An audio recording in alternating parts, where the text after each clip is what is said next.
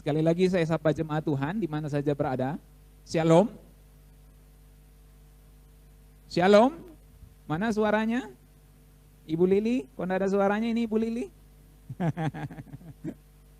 Ya, puji Tuhan. Pagi hari ini saya akan bicara dengan tema Yesus Kristus dalam kitab Wahyu. Saya ulangi, saya akan bicara dengan tema Yesus Kristus dalam kitab Wahyu.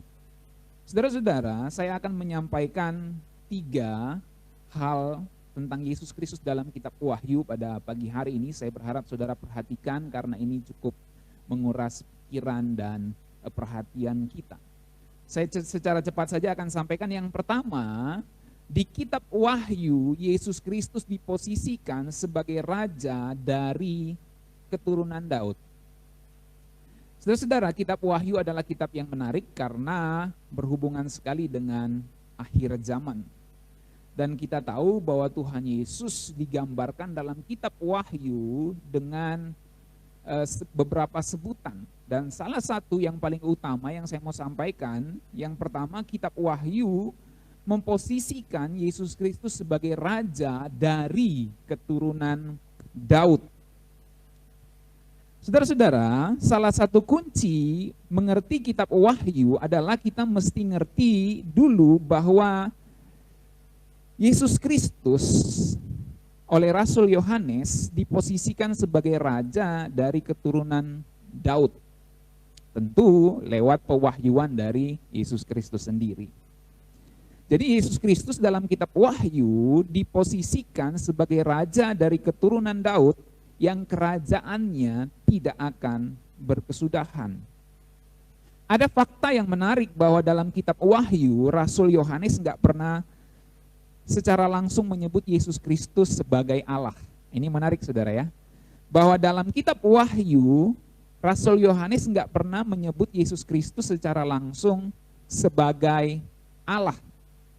Kata Allah dalam kitab Wahyu itu spesifik menunjuk pada pribadi Bapa yang duduk di tahta. Saudara bisa baca itu di Wahyu 1 ayat 6, 4 ayat 2 sampai 3 dan 5 ayat 1 dan seterusnya. Saya tidak cukup waktu membacakannya. Intinya sebutan Allah dalam kitab Wahyu itu menunjuk kepada Bapa, bukan kepada Yesus Kristus. Kenapa? Karena Yesus Kristus di kitab Wahyu diposisikan sebagai raja dari keturunan Daud. Nah, dalam hal ini, saudara-saudara, Rasul Yohanes menempatkan Yesus Kristus sebagai raja dari keturunan Daud. Gak heran dalam kitab Wahyu, setidaknya ada 5 kali Yesus Kristus menyebut pribadi Bapa itu Allahku. Jadi Yesus Kristus sendiri pun sebagai raja dari keturunan Daud menyebut Bapa itu sebagai Allahku. Kita baca misalnya Wahyu 3 ayat 2. Saya bacakan, saudara-saudara lihat di Alkitabnya, Wahyu 3 ayat 2. Bangunlah dan kuatkanlah apa yang masih tinggal, yang sudah hampir mati. Sebab tidak satu pun dari pekerjaanmu aku dapati sempurna di hadapan Allahku. Ini perkataan Tuhan Yesus yang disampaikan kepada Rasul Yohanes untuk jemaat di Sardis. Saat itu Tuhan Yesus mengatakan, tidak satu pun dari pekerjaanmu aku dapati sempurna di hadapan Allahku. Jadi Tuhan Yesus pun menyebut Bapa itu Allahku. Kalau kita baca Wahyu 3 ayat 12, di situ ada 4 kali Tuhan Yesus mengatakan bahwa Bapa itu adalah Allahnya. Saya bacakan Wahyu 3 ayat 12. Barang siapa menang, ia akan kujadikan soko guru di dalam bait suci Allahku. Dan ia tidak akan keluar dari situ, dan padanya akan kutuliskan nama Allahku. Jadi perhatikan Tuhan Yesus sebut Bapa itu Allahku. Nama kota Allahku, yaitu Yerusalem baru yang turun dari sorga, dari Allahku, dan namaku yang baru. Ini dikatakannya kepada jemaat di Philadelphia. Jadi barang siapa menang, dijadikan soko guru atau tiang penopang dalam bait suci Allah, lalu namanya dituliskan dituliskan padanya nama bapaknya, nama kota bapaknya, dan Yerusalem baru yang turun dari sorga dari bapaknya, Allahku itu maksudnya. Jadi bapaknya Tuhan Yesus itu, Tuhan Yesus sendiri sebut sebagai Allahku. Nah, dari sini saya mau sampaikan bahwa di kitab Wahyu, Rasul Yohanes tidak pernah secara langsung menyebut Tuhan Yesus itu sebagai Allah. Tetapi bukan berarti dia bukan Allah. Yesus itu Allah. Dia sejajar dengan Bapa kedudukannya. Tetapi dalam poin kitab Wahyu, Rasul Yohanes hendak menekankan bahwa Yesus Kristus ini adalah raja dari keturunan Daud. Jadi apa yang saya sampaikan ini sama sekali tidak bermaksud mengatakan Yesus bukan Allah. Justru ingin mengungkapkan keadaan yang sebenarnya yang dituliskan dalam kitab Wahyu. Nah, sebagai raja dari keturunan Daud yang kerajaannya tidak akan berkesudahan, Yesus Kristus disebut sebagai raja di atas segala raja dan tuan di atas segala tuan. Dalam Wahyu 17 ayat 14 jelas mereka akan berperang melawan anak domba, tetapi anak domba akan mengalahkan mereka karena ia adalah raja, karena dia adalah tuan di atas segala tuan dan raja di atas segala raja. Selanjutnya di Wahyu 19 ayat 16, dan pada jubahnya dan pahanya tertulis satu nama, yaitu raja, segala raja, dan tuan di atas segala tuan. Dalam Wahyu 22 ayat 16, Tuhan Yesus tekankan lagi, Aku Yesus telah mengutus malaikatku untuk memberi kesaksian tentang semuanya ini kepadamu bagi jemaat-jemaat. Aku adalah tunas, yaitu keturunan Daud, bintang timur yang gilang gemilang. Jadi memang Tuhan Yesus itu diposisikan dalam kitab Wahyu sebagai raja, segala raja dari keturunan Daud. Gak heran kalau kita flashback sedikit dalam kitab Lukas, kepada Maria, malaikat Gabriel pernah mengatakan begini. Lukas 1 ayat 31, sesungguhnya engkau akan mengandung dan melahirkan seorang anak laki-laki dan hendaklah engkau menamai dia Yesus. Ia akan menjadi besar dan akan disebut anak Allah yang maha tinggi, dan Tuhan Allah, perhatikan ini, Tuhan Allah itu maksudnya Bapa, akan mengaruniakan, berarti belum, akan mengaruniakan kepadanya tahta Daud bapa leluhurnya. Ia akan menjadi raja atas kaum keturunan Yakub. Jadi Tuhan Yesus secara manusia akan jadi raja dari keturunan Daud yang mewarisi tahta Daud. Nah, perhatikan kata akan di situ. Kita harus bedakan bahwa memang roh Allah anak itu sejak kekekalan adalah raja segala raja. Itu roh Allah anak sebelum inkarnasi, prainkarnasi. Tetapi ketika roh Allah anak berinkarnasi mengenakan tubuh manusia, melalui proses kelahiran dan menjadi manusia Yesus Kristus, maka malaikat Gabriel mengatakan bahwa manusia Yesus Kristus ini akan menjadi raja dari keturunan Daud dan akan menjadi raja itu tergenapi kemudian setelah kematian dan kebangkitannya. Jadi kalau dari titik sekarang Tuhan Yesus telah menjadi raja. Tetapi waktu malaikat Gabriel sampaikan kepada Maria, Tuhan Yesus secara manusia atau manusia Yesus Kristus yang dari keturunan Daud itu belum jadi raja. Karena dinubuatkan akan jadi raja. Tetapi setelah kematian dan kebangkitan Kristus, maka tergenapi dia diurapi atau ditabiskan menjadi raja segala raja. Itu sebabnya dalam Kisah Rasul 2 ayat 36, ayat yang sangat cukup kontroversial bagi orang-orang non-Kristen. Dalam Kisah Rasul 2 ayat 36, Rasul Petrus berkhotbah seperti ini. Jadi seluruh kaum Israel harus tahu dengan pasti bahwa Allah telah membuat Yesus yang kamu salibkan itu menjadi Tuhan dan Kristus. Saya sudah sampaikan minggu lalu dan saya sudah jabarkan bahwa menjadi Tuhan di situ konteksnya adalah soal janji Allah kepada Daud. Jadi kata Tuhan yang dalam bahasa Yunani Kurios itu berarti raja dari keturunan Daud. Dan itu menjadi penggenapan janji Allah kepada Daud. Ketika Rasul Petrus katakan Allah, yaitu Bapa, telah membuat Yesus, itu manusia Yesus, yang kamu salibkan itu menjadi Tuhan. Loh, kok dia dengan penyaliban dijadikan Tuhan? Artinya penyaliban dan tentu kebangkitannya dan kematian dan kebangkitannya itu justru mentabiskan Tuhan Yesus sebagai raja, segala raja dan Tuhan di atas segala Tuhan. Makanya nanti dalam kitab Wahyu disebutkan anak domba yang disembeli telah menang. Itu paradoks, disembeli kok justru menang. Bahkan nanti kita orang percaya mengalahkan iblis dengan darah anak domba dan kesaksian di mana kita tidak menyayangkan nyawa kita. Jadi ini luar biasa kebenaran ini diungkapkan.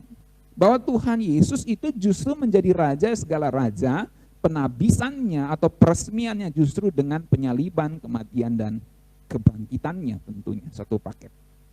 Nah, jadi di Kisah 2 ayat 36 itu bukan Tuhan yang ilahi. Tuhan di situ adalah Tuhan Yesus dengan penyalibannya dijadikan raja segala raja.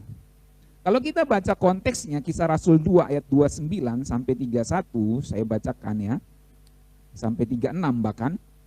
Kisah Rasul 2 ayat 29, saudara-saudara, aku boleh berkata-kata dengan terus terang kepadamu tentang Daud, bapa bangsa kita. Ia telah mati dan dikubur dan kuburannya masih ada pada kita sampai hari ini. Jadi perhatikan Rasul Petrus bicara soal Daud. Ayat 30, Kisah 2. Tetapi ia adalah seorang nabi dan ia tahu bahwa Allah telah berjanji kepadanya dengan mengangkat sumpah bahwa ia akan mendudukkan seorang dari keturunan Daud sendiri di atas tahtanya. Jadi perhatikan, ini janji Allah kepada Daud. Karena itu ia telah melihat ke depan dan telah berbicara tentang kebangkitan Mesias.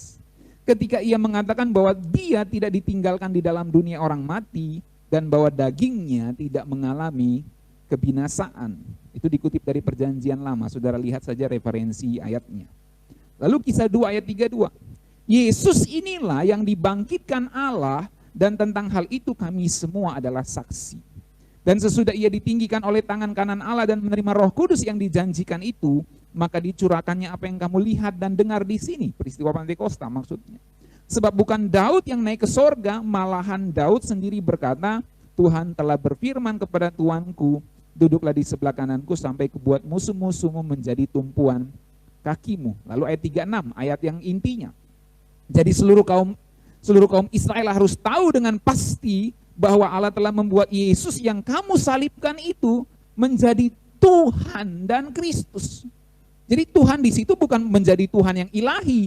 Oh, itu kok orang Kristen jadikan manusia sebagai Allah. Yesus itu manusia yang dijadikan Allah. Bukan. Orang Kristen nggak percaya itu. Makanya kalau kita belajar Alkitab mesti lihat konteksnya. Yesus Kristus disalibkan dan menjadi Tuhan dan Kristus menjadi Tuhan di situ bukan dia manusia dijadikan Allah. Dia memang sudah Allah dari sononya, roh Allah anak. Tetapi maksudnya manusia Yesus Kristus itu dijadikan Tuhan adalah dijadikan raja dari keturunan Daud. Menggenapi apa yang ada di Perjanjian Lama dan perkataan malaikat Gabriel kepada Maria.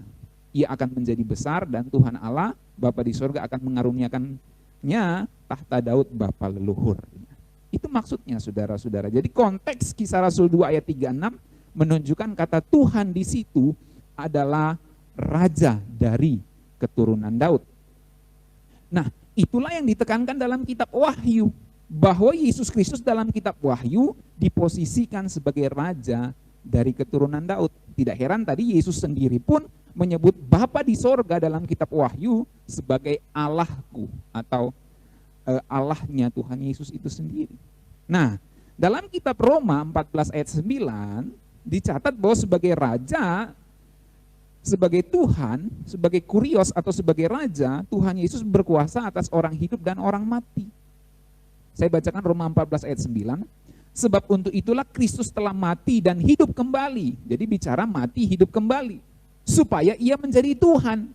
Jadi perhatikan, dia mati dan hidup kembali artinya kematian dan kebangkitannya mentabiskan atau meresmikan atau menggenapi apa yang disampaikan dari Perjanjian Lama dan perkataan Gabriel, malaikat Gabriel kepada Maria bahwa Tuhan Yesus akan menjadi raja. Jadi dengan kematian dan kebangkitan Kristus dia ditabiskan menjadi raja, menjadi Tuhan atas orang mati maupun orang-orang hidup. Jadi Tuhan Yesus itu raja di dunia hidup ini, di alam kehidupan ini, dan di alam kematian, atas orang hidup dan atas orang mati. Artinya kerajaan Tuhan Yesus itu sedang berlangsung saat ini, di dunia ini maupun di dunia orang mati. Tidak heran dalam Wahyu 1 ayat 18 dicatat Tuhan Yesus memegang segala kunci maut dan kerajaan maut. Nah, saya bacakan Wahyu 1 ayat 18. Aku telah mati, namun lihatlah aku hidup sampai selama-lamanya, dan aku memegang segala kunci maut dan kerajaan maut. Tuhan Yesus memegang kunci dunia bawah. Nah, selanjutnya, karena saya sudah jelaskan minggu lalu, jadi saya cepat saja. Sebagai raja dari keturunan Daud, Tuhan Yesus disebut singa dari suku Yehuda. Nah, ini menarik lagi. Sebagai raja dari keturunan Daud, Tuhan Yesus disebut singa dari suku Yehuda yang telah menang dan dapat membuka gulungan kitab dengan 7 meterainya. Saya bacakan Wahyu 5 ayat 4 sampai 5. Saudara buka di Alkitabnya, Wahyu 5 ayat 4 sampai 5. Maka menangislah aku dengan amat sedihnya, karena tidak ada seorang pun yang dianggap layak untuk membuka gulungan kitab itu ataupun melihat sebelah dalamnya. Jadi saat itu Rasul Yohanes lihat gulungan kitab, dia nangis, nggak ada orang yang bisa buka gulungan kitab itu. Lalu ayat yang kelima, lalu berkatalah seorang dari tua-tua itu kepadaku, jangan engkau menangis. Sesungguhnya singa dari suku Yehuda. Suku Yehuda itu Daud di situ sebagai keturunan Yehuda juga. Singa dari suku Yehuda, yaitu tunas Daud, telah menang. Jadi singa dari suku Yehuda itu menunjukkan bahwa ini adalah keturunan Daud, karena Daud pun keturunan suku Yehuda.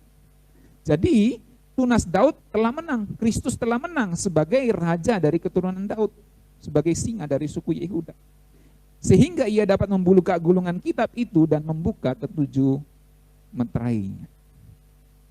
Nah, kalau kita baca juga dalam Wahyu 3 ayat 7, ini saya jelaskan hal-hal yang penting, misteri firman Tuhan dalam kitab Wahyu. Kepada jemaat di Philadelphia, Tuhan Yesus pernah berkata begini, di Wahyu 3 ayat 7, saya bacakan. Dan tuliskanlah kepada malaikat jemaat di Philadelphia, inilah firman dari yang kudus yang benar, yang memegang kunci Daud. Ya. Jadi saudara perhatikan, ada term-term ini, ada istilah-istilah ini, ada memegang kunci Daud. Apabila ia membuka, tidak ada yang dapat menutup. Apabila ia menutup, tidak ada yang dapat membuka. Nah, kalau kita lihat dalam teks Yunaninya, kunci di sini bentuknya tunggal. Berbeda dengan keys of Hades dan keys of Thanatos itu. Kunci maut dan kunci alam maut. Ya, itu berbeda. Itu bentuknya jamak. Makanya alam roh itu bertingkat-tingkat karena jamak. Ya. Lalu kemudian, kalau kunci Daud ini tunggal, ini menunjukkan bahwa Tuhan Yesus itu pemegang tunggal kunci Daud. Artinya dia yang penguasa satu-satunya. Dan memang pemerintahan atau penggenapan ini hanya kepada kerajaan Israel yang kemudian digenapi secara rohani kepada semua bangsa yang percaya kepada Tuhan.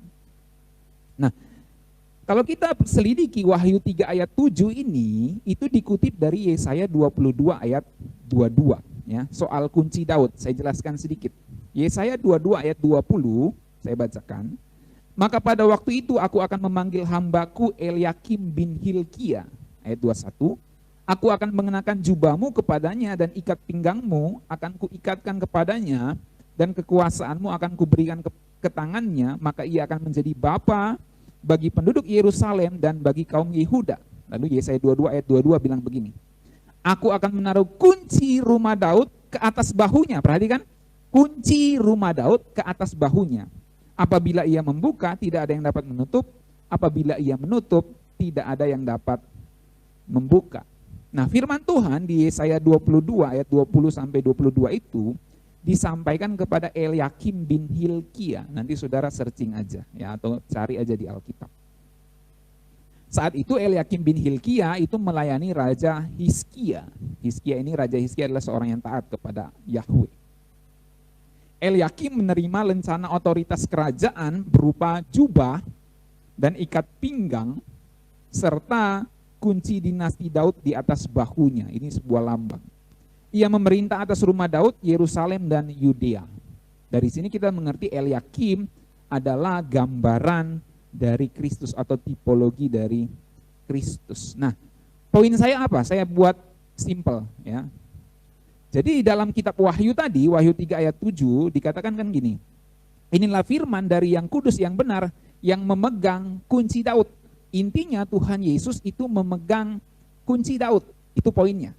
Lalu di Yesaya 22 ayat 22 ya, kunci Daud itu diberikan kepada Eliakim dan itu kunci rumah Daud itu ditaruh di atas bahunya. Nah, ini menarik ya.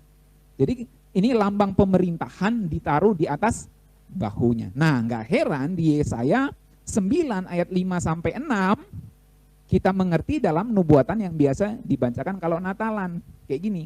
Sebab seorang anak telah lahir untuk kita, seorang putera telah diberikan untuk kita. Ayo yang hafal sama-sama sebut. Lambang pemerintahan ada di atas bahunya. Dan namanya disebutkan orang penasihat ajaib, Allah yang perkasa, Bapa yang kekal, Raja damai. Jadi lambang pemerintahan ada di atas bahunya. Ini seorang anak dilahirkan untuk kita, seorang putra dikaruniakan, lambang pemerintahan ada di atas bahunya. Dan itu menunjuk kepada Tuhan Yesus, nubuatan itu. Lalu ayat yang ke-6, besar kekuasaannya dan damai sejahtera tidak akan berkesudahan di atas tahta Daud dan di dalam kerajaannya dan seterusnya. Jadi Tuhan Yesus dalam kitab Wahyu, ini poinnya, ini saya buat simpel, saya hubungkan semua benang merahnya. Tuhan Yesus dalam kitab Wahyu disebut atau diposisikan sebagai raja dari keturunan Daud.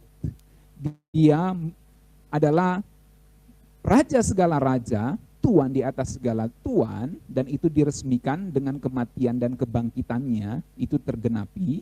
Kemudian setelah itu di Alkitab Kitab Wahyu mencatat bahwa dia memegang kunci Daud. Artinya dialah yang dinubuatkan dalam perjanjian lama bahwa anak yang dilahirkan dan lambang pemerintahan ada di atas bahunya. Karena kunci Daud itu kepada Eliakim ditaruh di atas bahunya. Jadi memang Yesus Kristus itu adalah penggenapan, adalah raja yang menggenapi janji Allah kepada Daud bahwa pemerintahan atau kerajaan Daud akan kekal selama-lamanya di bawah keturunannya, yaitu Yesus Kristus. Nah, itu yang pertama.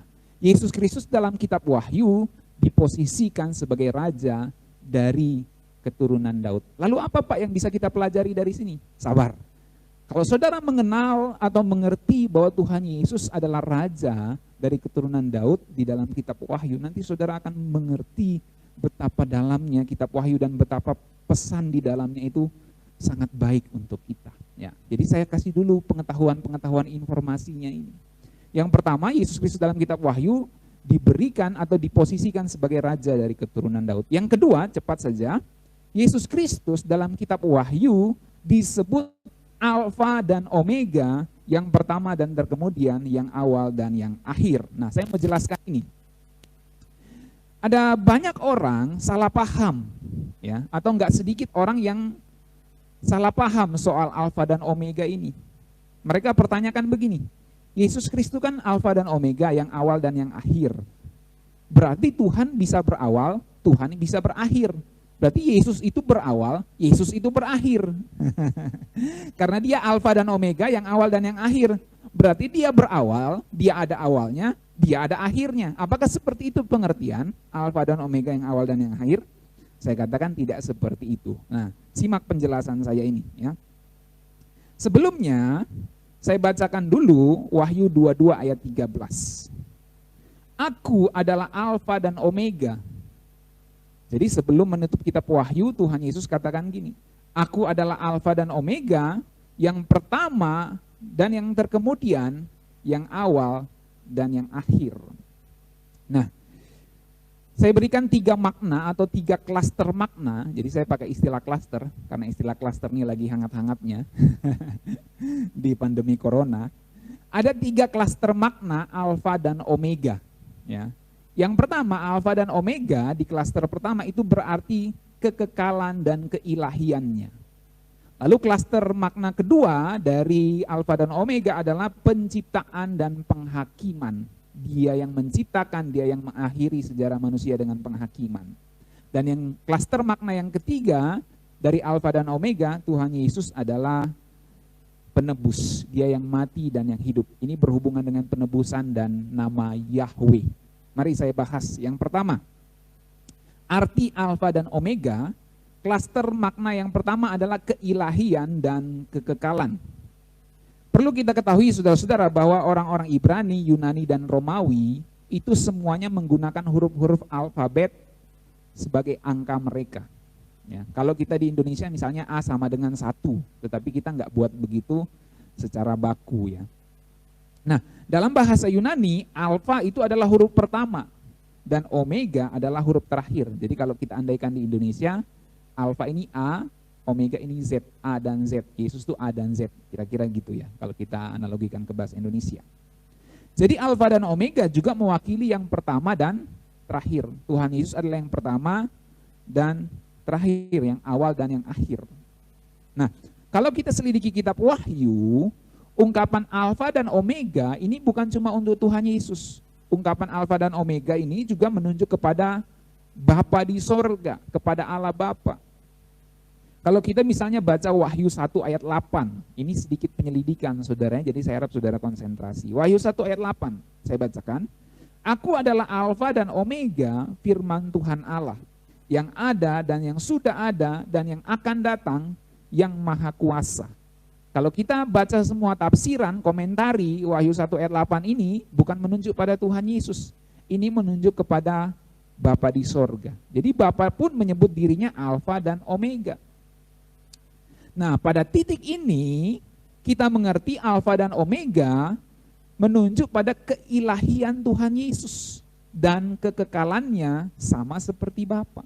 Jadi klaster pertama arti Alfa dan Omega, artinya Tuhan Yesus itu kekal dan ilahi.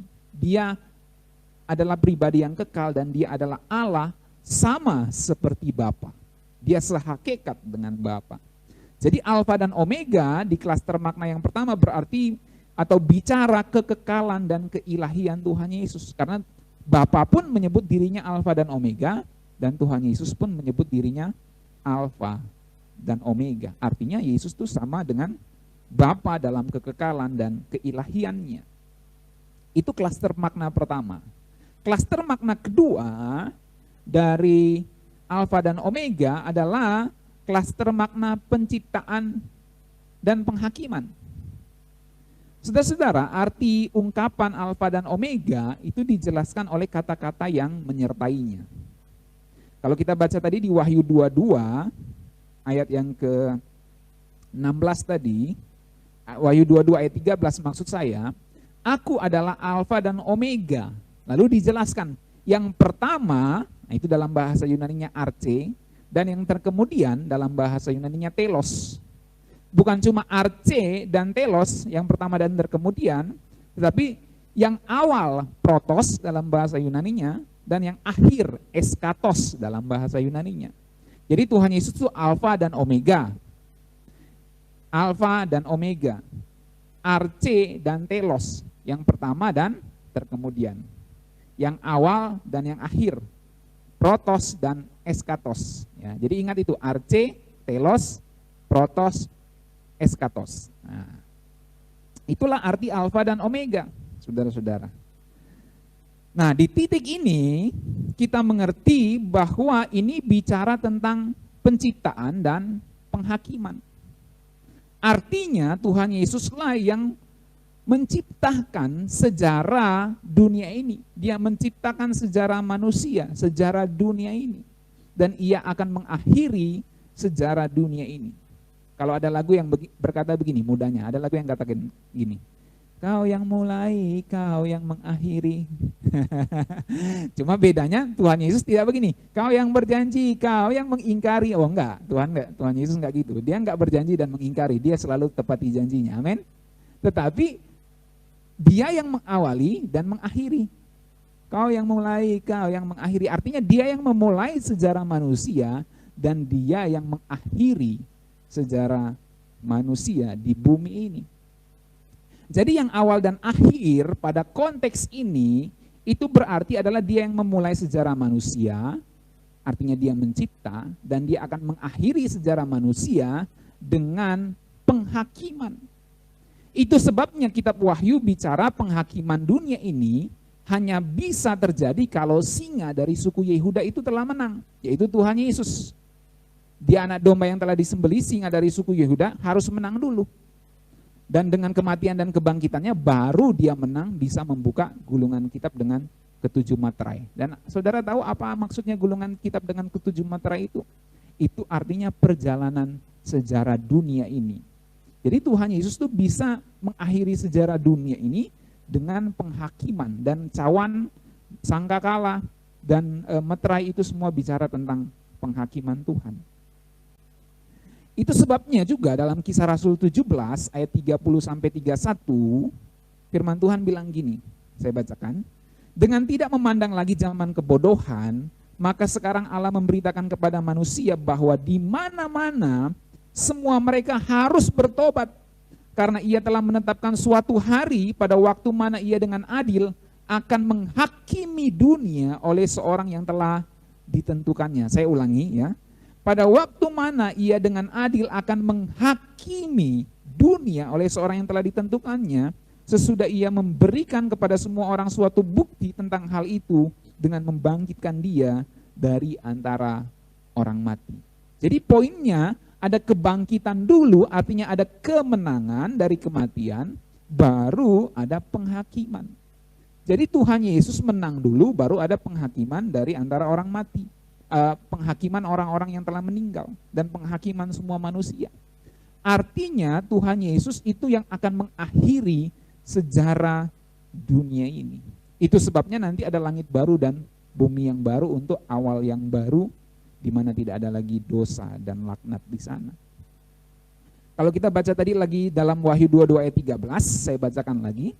Aku adalah Alfa dan Omega, yang pertama dan yang terkemudian, yang awal dan yang akhir.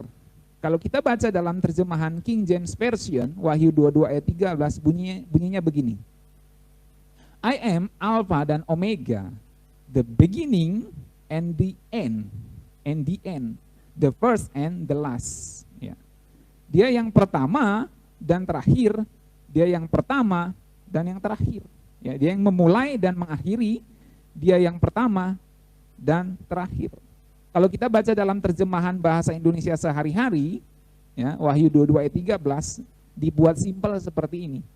Akulah yang pertama dan terakhir. Akulah Tuhan dari permulaan sampai penghabisan. Tuh, perhatikan. Aku Tuhan dari permulaan sampai penghabisan. Loh, apakah berarti Tuhan habis? Apakah berarti Tuhan berakhir? Bukankah Tuhan kekal? Nah, itu karena kesalahpahaman orang pikir begini. Alfa dan Omega, oh berarti dia berawal, dia berakhir. Bukan. Jadi Alfa dan Omega itu bukan Tuhan berawal, Tuhan berakhir, bukan. Tetapi dia mengawali dan dia mengakhiri. Kau yang mulai, kau yang mengakhiri. Nah, tapi jangan disambung, kau yang berjanji, kau yang mengingkari. Jangan, Tuhan tidak mengingkari janji, saudara ya. Jadi Tuhan yang memulai dan mengakhiri, itulah maksudnya Alfa dan Omega, yang awal dan yang akhir. Makanya di dalam terjemahan bahasa Indonesia sehari-hari itu bagus. Wahyu 22 ayat 13. Akulah yang pertama dan terakhir, akulah Tuhan dari permulaan, artinya dia yang mencipta, dia yang memulai sejarah manusia, dan Tuhan sampai penghabisan, artinya dia yang mengakhiri sejarah manusia ini dengan penghakiman. Dan itu bisa terjadi kalau dia bangkit terlebih dahulu sebagai raja dari keturunan Daud. Dapat benang merahnya, saudara? Amin. Dapat benang merahnya? Amin. Katakan amin. Oh, enggak kedengaran? Ya, karena di rumah masing-masing. Jangan tegang, saudara ya, santai ya belajar firman Tuhan. Nah, lalu bagaimana dengan kekekalannya? Nah, saya hubungkan gini. Kan kita sering dengar gini, Alfa dan Omega, yang awal dan yang akhir. Ini menunjukkan bahwa Tuhan kita itu kekal. Loh, apa hubungannya dia kekal tadi dengan mengakhiri dan mengawali dan mengakhiri sejarah dunia ini? Saya ulang. Apa hubungannya Tuhan itu kekal, Alfa dan Omega, yang awal dan yang akhir, dengan kok Tuhan mengawali dan mengakhiri sejarah dunia ini. Nah, hubungannya gini, saya buat simpel. Siapakah yang bisa mengawali dan mengakhiri sejarah dunia ini? Oke, tangkap ya hubungannya. Siapakah yang bisa memulai dan mengakhiri sejarah dunia ini? Siapakah yang bisa mencipta dan mengakhiri penciptaan ini atau mengakhiri sejarah dunia ini? Maka itu haruslah pribadi yang kekal. Saya ulangi, yang memulai dan mengakhiri sejarah dunia ini haruslah pribadi yang kekal, bukan pribadi yang terikat dengan waktu, tapi pribadi yang kekal dan pastinya ilahi. Dalam hal ini adalah Allah sendiri. Pada titik inilah kita mengerti istilah alfa dan omega, yang awal dan yang akhir, itu menunjukkan kekekalan dan keilahian Tuhan Yesus. Bisa paham? Jadi yang awal dan yang akhir bukan berarti Tuhan berawal dan Tuhan berakhir, tapi dia mengawali dengan mencipta dan mengakhiri dengan menghakimi. Lalu apa hubungannya dengan kekekalan? Hubungannya gini, siapakah yang bisa mengawali dan mengakhiri sejarah dunia atau sejarah manusia ini? Maka jawabannya haruslah pribadi yang kekal. Nah, pada titik itulah kita mengerti bahwa alfa dan omega, yang awal dan yang akhir, menunjukkan pada kekekalan Tuhan Yesus dan keilahiannya yang sejajar dengan Bapa di sorga. Karena Bapa di sorga juga menyebut dirinya alfa dan omega. Bisa paham saudara-saudara? Bisa terbuka kebenaran ini? Amin? Katakan amin. Oh, enggak kedengaran? Karena di rumah masing-masing. Oke, itu klaster yang kedua dari alfa dan omega. Ya, klaster yang ketiga sekarang. Tadi klaster yang pertama apa? Nanti dengar aja rekamannya. Klaster yang pertama tadi adalah yang awal dan yang saya ulangi aja ya di sini. Yang awal, klaster pertama adalah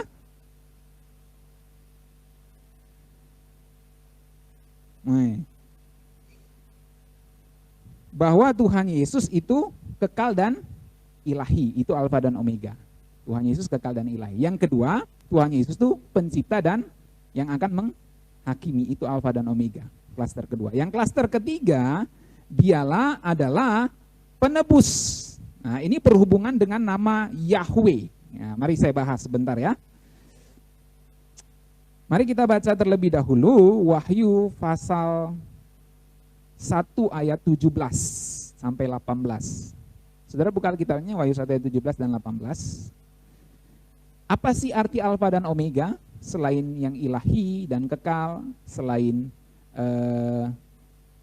pencipta dan penghakim atau yang akan menghakimi, maka yang ketiga itu dia adalah penebus berkaitan dengan nama Yahweh. Saya bacakan Wahyu 1 ayat 17 dan 18. Ketika aku melihat dia, Rasul Yohanes maksudnya, melihat Tuhan Yesus, tersungkurlah aku di depan kakinya sama seperti orang yang mati. Tetapi ia meletakkan tangan kanannya di atasku lalu berkata, jangan takut. Aku adalah yang awal, itu protos dalam bahasa Yunaninya, dan yang akhir, eskatos. Dan yang hidup, aku telah mati. Nah, ini dihubungkan. Yang awal dan yang akhir dihubungkan dengan aku telah mati, namun lihatlah, aku hidup sampai selama-lamanya dan aku memegang segala kunci maut dan kerajaan maut. Jadi saudara bisa lihat awal dan akhir yang juga berarti alfa dan omega itu berhubungan dengan yang mati dan hidup kembali. Nah, itu ditegaskan lagi dalam Wahyu 2 ayat 8. Coba saudara baca Wahyu 2 ayat 8. Buka Alkitabnya masing-masing di rumah, saya mau saudara buka. Dan kita baca Wahyu 2 ayat 8. Sudah? Saya bacakan 1, 2, 3. Dan tuliskanlah kepada malaikat jemaat di Smyrna, inilah firman dari yang awal dan yang akhir, yang telah mati dan hidup kembali. Oke? Saya buat simpel. Yang awal dan akhir atau alfa dan omega dihubungkan dengan yang mati dan hidup kembali. Inilah klaster makna yang ketiga dari alfa dan omega, yaitu berhubungan dengan penebusan dan nama Yahweh. Nah, perlu kita kepahami saudara-saudara, Roh Allah anak sebelum inkarnasi adalah Yahweh. Roh Allah anak sebelum inkarnasi adalah Yahweh. Sesudah inkarnasi pun tetap Yahweh. Tapi saya mau tekankan sebelum inkarnasi adalah Yahweh. Dalam perjanjian lama, Yahweh beberapa kali mengatakan, aku adalah yang terdahulu dan terkemudian. Contohnya di Yesaya 41 ayat 4. Saya tidak cukup waktu bacakan ayatnya, saudara catat atau dengar ulang rekamannya nanti saudara baca Yesaya 41 ayat 4, Yesaya 44 ayat 6, Yesaya 48 ayat 12. Di situ Yahweh berkata, akulah yang terdahulu dan terkemudian. Dan ini berhubungan dengan kekekalan dan keilahian Yahweh itu. Nah, itu roh Yahweh sebelum inkarnasi. Kemudian setelah inkarnasi, mengenakan daging manusia, jadi manusia Yesus Kristus.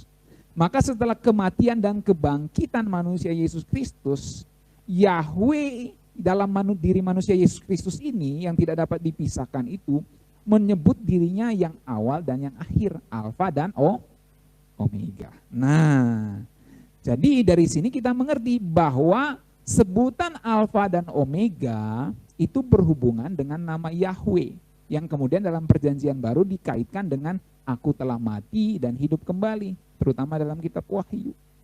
Jadi dari sini kita bisa menyelidiki ternyata nama Yahweh itu saudara-saudara ya, dalam piktogramnya itu berarti behold the hand, behold the nail. Apa sih Pak piktogram? Googling aja, udah zaman now gitu loh, oke ya. Piktogram, P-I-K-T-O-G-R-A-M, piktogram. Googling aja nanti saudara langsung tahu ya. Jadi piktogram itu intinya adalah gambar yang kemudian jadi arti, jadi sebuah kata ya. Nah, nama YHWH, Y itu Yod dalam bahasa Ibrani. Yod itu gambar atau piktogramnya adalah tangan ya. Kemudian H, YHWH, H itu adalah He. Itu piktogramnya atau gambarnya adalah orang yang kemudian artinya lihatlah, behold. Kalau W itu wow, yang bisa berarti yang piktogramnya itu adalah paku atau nail atau pasak ya. Jadi paku, nail. Lalu H, YHWH, H itu He lagi, gambar orang itu behold, lihatlah. Jadi YHWH itu gambar tangan, lihatlah, gambar orang, gambar paku, gambar orang. Gambar orang di sini lihatlah atau behold. Jadi YHWH itu berarti lihatlah tangannya, lihatlah pakunya. Itu berhubungan dengan penyaliban Tuhan Yesus. Apalagi tidak ada lagi hubungan yang lain, itu pasti penyaliban Yesus Kristus. Dari sini kita mengerti bahwa nama Yahweh itu adalah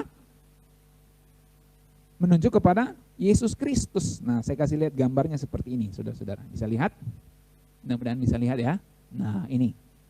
Yahweh, behold the hand, behold the nail. Ya.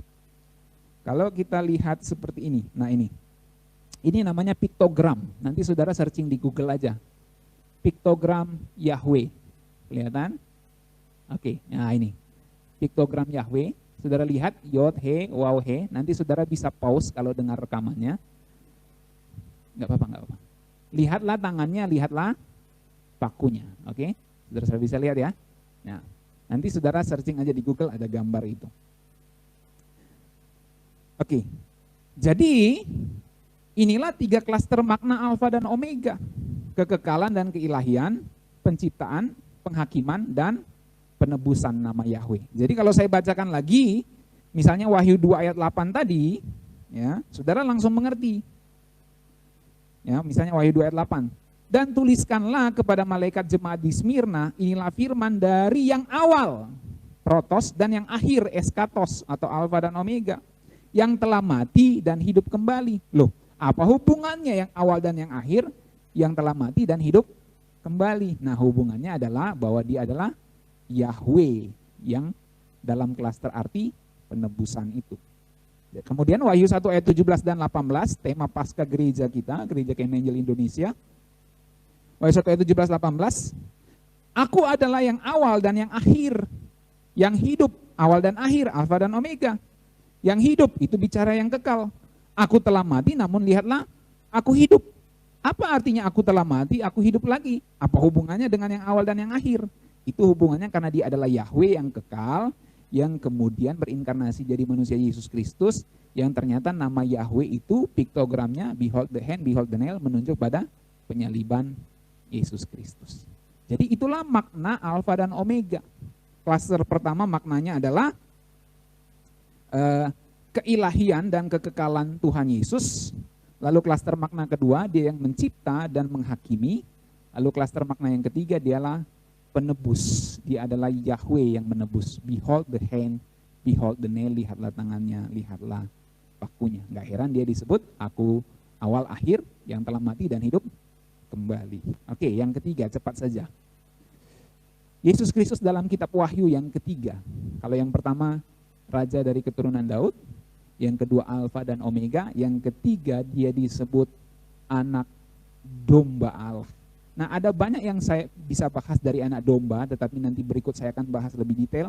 Saya mau bahas dua saja. Yang pertama, sebutan anak domba itu menunjuk bahwa penebusan itu menjadi peringatan yang kekal selama-lamanya. Ya, namanya kekal selama-lamanya. Jadi penebusan itu menjadi peringatan yang kekal. Bahkan di sorga, di langit baru, bumi baru, Tuhan Yesus disebut anak domba. Artinya kematian dan kebangkitan Kristus, penebusan Kristus itu berita yang kekal, itu peringatan yang kekal. Bahkan nanti di langit baru, bumi baru, kita melihat Tuhan Yesus dalam keadaan sebenarnya, tangannya masih berlubang. Karena itu jadi peringatan yang kekal. Makanya dia disebut anak domba. Nah, yang kedua, sebutan anak domba untuk Tuhan Yesus dalam kitab Wahyu, yang menarik untuk kita perhatikan bahwa Tuhan Yesus disebut anak domba yang telah menang. Anak domba yang telah disembeli layak menerima pujian hormat. Loh, kok anak domba yang disembeli layak menerima pujian hormat dan kuasa? Kok anak domba yang telah disembeli bisa menang dan membuka gulungan kitab dengan ketujuh materai? Ini sebuah paradoks. Perhatikan, disembeli justru bukannya tidak berdaya, benar nggak saudara? Kalau kita menyembeli binatang, malah dia nggak berdaya. Tetapi disebut disembeli, justru dengan disembeli itu dia telah menang. Ini suatu paradoks dalam kitab Wahyu. Tetapi ini justru menggambarkan bagaimana orang percaya seharusnya mendapat kemenangan yang sejati itu. Justru gambaran anak domba yang telah disembeli itu menjadi gambaran bagaimana orang percaya bisa meraih kemenangannya. Gak heran saudara-saudara kalau kita baca dalam Wahyu 12 ayat 11, saya ajak saudara buka Wahyu 12 ayat 11, ini sudah mau terakhir, tenang saja. Wahyu 12 ayat 11. Ini Pak Mesak ini ibadah online pun khotbahnya lama ini.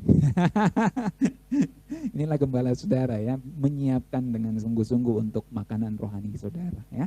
Wahyu 12 ayat 11. Saya ajak baca bersama-sama, 1, 2, 3. Dan mereka mengalahkan dia oleh darah anak domba dan oleh perkataan kesaksian mereka. Perhatikan ya, mereka mengalahkan dia, maksudnya orang-orang percaya itu, para martir dan kita semua orang percaya mengalahkan naga itu oleh darah anak domba. Oleh darah anak domba. Lalu kemudian oleh kesaksian kita. Siapa yang dikalahkan? Iblis dikalahkan, kuasanya dihancurkan. Jadi mereka mengalahkan dia oleh darah anak domba dan oleh perkataan kesaksian mereka. Nah, dijabarkan perkataan kesaksian mereka itu apa? Karena mereka tidak mengasihi nyawa mereka sampai ke dalam maut. Nah, ini yang disebut dalam kalau bahasanya untuk Tuhan Yesus disembelih. Jadi kita bisa menang seperti Tuhan Yesus menang kalau dalam tanda kutip kita menyembelih nyawa kita, bukan bunuh diri, tapi menyembelih keinginan daging kita. Bisa paham saudara makna rohaninya? Jadi oleh perkataan kesaksian kita disebut dengan perkataan kesaksian itu adalah mengalahkan iblis karena kita tidak mengasihi nyawa kita sampai ke dalam maut. Jadi poin saya sederhana saudara-saudara, bahwa kita disebut menang dalam kehidupan ini kalau kita bisa kalahkan iblis dengan mengalahkan daging kita. Kita bisa disebut menang dalam hidup ini kalau kita bisa mengalahkan iblis dengan mengalahkan keinginan daging kita. Menyembelih segala keinginan berdosa, keinginan yang membuat kita hidup tidak berkenan di hadapan Allah. Saat kita bisa menang terhadap daging kita, maka kita disebut dalam kitab Wahyu menang oleh darah anak domba dan oleh kesaksian mengalahkan iblis. Jadi kesuksesan kita itu kalau kita didapati berkenan di hadapan Tuhan. Kita boleh mengalami kesusahan, kita boleh orang lihat gagal karena pandemi corona ini, dan banyak orang kelihatan gagal karena di PHK, karena kehilangan pekerjaan, karena bisnisnya mengalami kerugian. Jadi kelihatan gagal dalam tanda kutip. Dan dalam dunia ini kita bisa saja gagal, bahkan kita boleh saja gagal, tapi kita nggak boleh gagal untuk kekekalan kita. Amin. Kita boleh gagal untuk hal-hal yang duniawi, tapi kita nggak boleh gagal untuk kekekalan kita. Kesuksesan kita adalah kalau kita didapati berkenan di hadapan Tuhan. Jadi marilah di tengah pandemi corona ini jangan malah kita berbuat dosa. Jangan kesusahan dan kesesakan, bahkan kesendirian, bahkan isolasi membuat kita justru mau berbuat dosa. Oh, nggak ada orang lihat saya, kita buat dosa dengan gadget kita lakukan hal-hal yang tidak benar. Justru itu membuat kita nggak menang lawan iblis, nggak menang lawan daging kita. Tapi justru dengan pandemi corona ini Tuhan ajar kita untuk kita bisa menang mengalahkan daging kita. Lewat segala situasi ini kita boleh saja gagal dalam dunia usaha bisnis, walaupun kita tetap berjuang dan optimis. Tetapi yang saya mau sampaikan sebagai hamba Tuhan, kita nggak boleh gagal dalam kekudusan, dalam hidup benar di hadapan Tuhan, karena itu adalah kesuksesan abadi kita. Inilah firman Tuhan yang bisa saya sampaikan. Yesus Kristus dalam kitab Wahyu yang pertama, Yesus Kristus diposisikan sebagai raja dari keturunan Daud. Dia adalah raja yang kemudian bisa membuka gulungan kitab dengan ketujuh meterainya. Dia disebut Alfa dan Omega, itu yang kedua, yang awal dan yang akhir. Ada 3 klaster maknanya. Dia kekal dan ilahi, dia pencipta dan menghakimi, dia pegang kendali atas sejarah dunia ini, dan dia adalah penebus kita. Dia adalah Yahweh yang menebus kita. Lalu yang ketiga, saudara-saudara, Yesus Kristus dalam kitab Wahyu, dia adalah anak domba Allah. Anak domba adalah peringatan yang kekal selama-lamanya di sorga. Penebusan itu peringatan yang kekal. Yang kedua, bahwa anak domba yang disembelih itu menang. Artinya kita juga bisa menang kalau kita menyembelih keinginan daging kita. Itulah artinya oleh darah anak domba dan kesaksian kita bisa mengalahkan iblis, karena kita tidak menyayangkan nyawa kita sampai ke dalam maut. Puji Tuhan. Saya percaya saudara belajar sesuatu dari kebenaran ini, dan jangan kita berbuat dosa di tengah pandemi ini. Di dalam situasi apapun, mari kita hidup berkenan di hadapan Tuhan. Tuhan Yesus memberkati kita sekalian. Mari kita berdoa.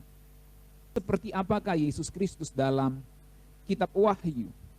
Saudara-saudara, saya akan menyampaikan 3 hal tentang Yesus Kristus dalam kitab Wahyu pada pagi hari ini. Saya berharap saudara perhatikan karena ini cukup menguras pikiran dan perhatian kita. Saya secara cepat saja akan sampaikan. Yang pertama, di kitab Wahyu Yesus Kristus diposisikan sebagai raja dari keturunan Daud. Saudara-saudara, kitab Wahyu adalah kitab yang menarik karena berhubungan sekali dengan akhir zaman. Dan kita tahu bahwa Tuhan Yesus digambarkan dalam kitab Wahyu dengan beberapa sebutan. Dan salah satu yang paling utama yang saya mau sampaikan, yang pertama, kitab Wahyu memposisikan Yesus Kristus sebagai raja dari keturunan Daud. Saudara-saudara, salah satu kunci mengerti kitab Wahyu adalah kita mesti ngerti dulu bahwa Yesus Kristus oleh Rasul Yohanes diposisikan sebagai raja dari keturunan Daud. Tentu lewat pewahyuan dari Yesus Kristus sendiri. Jadi Yesus Kristus dalam kitab Wahyu diposisikan sebagai raja dari keturunan Daud yang kerajaannya tidak akan berkesudahan. Ada fakta yang menarik bahwa dalam kitab Wahyu Rasul Yohanes nggak pernah secara langsung menyebut Yesus Kristus sebagai Allah. Ini menarik saudara ya. Bahwa dalam kitab Wahyu Rasul Yohanes nggak pernah menyebut Yesus Kristus secara langsung sebagai Allah. Kata Allah dalam kitab Wahyu itu spesifik menunjuk pada pribadi Bapa yang duduk di tahta. Saudara bisa baca itu di Wahyu 1 ayat 6, 4 ayat 2 sampai 3, dan 5 ayat 1 dan seterusnya. Saya tidak cukup waktu membacakannya. Intinya, sebutan Allah dalam kitab Wahyu itu menunjuk kepada Bapa, bukan kepada Yesus Kristus. Kenapa? Karena Yesus Kristus di kitab Wahyu diposisikan sebagai raja dari keturunan Daud. Nah, dalam hal ini, saudara-saudara, Rasul Yohanes menempatkan Yesus Kristus sebagai raja dari keturunan Daud. Nggak heran dalam kitab Wahyu, setidaknya ada 5 kali Yesus Kristus menyebut pribadi Bapa itu Allahku. Jadi Yesus Kristus sendiri pun sebagai raja dari keturunan Daud menyebut Bapa itu sebagai Allahku. Kita baca misalnya Wahyu 3 ayat 2. Saya bacakan, saudara-saudara lihat di Alkitabnya, Wahyu 3 ayat 2. Bangunlah dan kuatkanlah apa yang masih tinggal, yang sudah hampir mati. Sebab tidak satu pun dari pekerjaanmu aku dapati sempurna di hadapan Allahku. Ini perkataan Tuhan Yesus yang disampaikan kepada Rasul Yohanes untuk jemaat di Sardis. Saat itu Tuhan Yesus mengatakan, tidak satu pun dari pekerjaanmu aku dapati sempurna di hadapan Allahku. Jadi Tuhan Yesus pun menyebut Bapa itu Allahku. Kalau kita baca Wahyu 3 ayat 12, di situ ada 4 kali Tuhan Yesus mengatakan bahwa Bapa itu adalah Allahnya. Saya bacakan Wahyu 3 ayat 12. Barang siapa menang, ia akan kujadikan soko guru di dalam bait suci Allahku. Dan ia tidak akan keluar dari situ, dan padanya akan kutuliskan nama Allahku. Jadi perhatikan Tuhan Yesus sebut Bapa itu Allahku. Nama kota Allahku, yaitu Yerusalem baru yang turun dari sorga dari Allahku, dan namaku yang baru. Ini dikatakannya kepada jemaat di Philadelphia. Jadi barang siapa menang, dijadikan soko guru atau tiang penopang dalam bait suci Allah, lalu namanya dituliskan padanya nama Bapanya, nama kota Allah Bapanya, dan Yerusalem baru yang turun dari sorga dari Bapanya, Allahku itu maksudnya. Jadi Bapanya Tuhan Yesus itu, Tuhan Yesus sendiri sebut sebagai Allahku. Nah, dari sini saya mau sampaikan bahwa di kitab Wahyu, Rasul Yohanes tidak pernah secara langsung menyebut Tuhan Yesus itu sebagai Allah. Tetapi bukan berarti dia bukan Allah. Yesus itu Allah. Dia sejajar dengan Bapa kedudukannya. Tetapi dalam poin kitab Wahyu, Rasul Yohanes hendak menekankan bahwa Yesus Kristus ini adalah raja dari keturunan Daud. Jadi apa yang saya sampaikan ini sama sekali tidak bermaksud mengatakan Yesus bukan Allah. Justru ingin mengungkapkan keadaan yang sebenarnya yang dituliskan dalam kitab Wahyu. Nah, sebagai raja dari keturunan Daud yang kerajaannya tidak akan berkesudahan, Yesus Kristus disebut sebagai raja di atas segala raja dan tuan di atas segala tuan. Dalam Wahyu 17 ayat 14 jelas mereka akan berperang melawan anak domba, tetapi anak domba akan mengalahkan mereka karena ia adalah raja, karena dia adalah tuan di atas segala tuan dan raja di atas segala raja.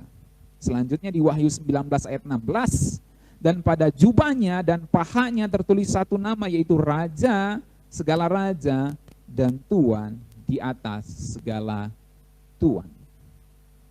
Dalam Wahyu 22 ayat 16, Tuhan Yesus tekankan lagi, Aku Yesus telah mengutus malaikatku untuk memberi kesaksian tentang semuanya ini kepadamu bagi jemaat-jemaat. Aku adalah tunas, yaitu keturunan Daud, bintang timur yang gilang gemilang.